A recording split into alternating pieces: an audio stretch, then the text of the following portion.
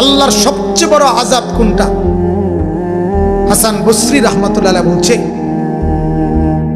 মনোযোগ দিয়ে শুনেন, সবচেয়ে বড় শাস্তি কোনটা আল্লাহর দুনিয়াতে?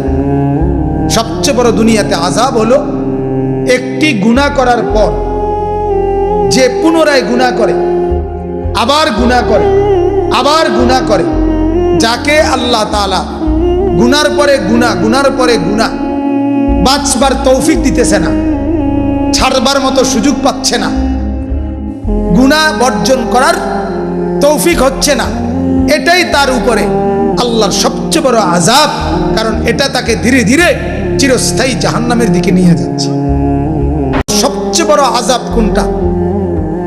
হাসান বসরি রাহমাতুল্লাহ আলাইহি বলছে,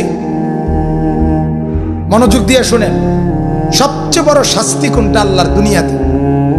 সবচেয়ে বড় দুনিয়াতে আযাব হলো একটি গুনাহ করার পর যে পুনরায় গুনাহ করে, আবার গুনাহ করে, আবার গুনাহ করে, যাকে আল্লাহ তাআলা গুনার পরে গুনাহ, গুনার পরে গুনাহ, বাঁচবার তৌফিক দিতেছে না, ছাড়বার মতো সুযোগ পাচ্ছে না, গুনাহ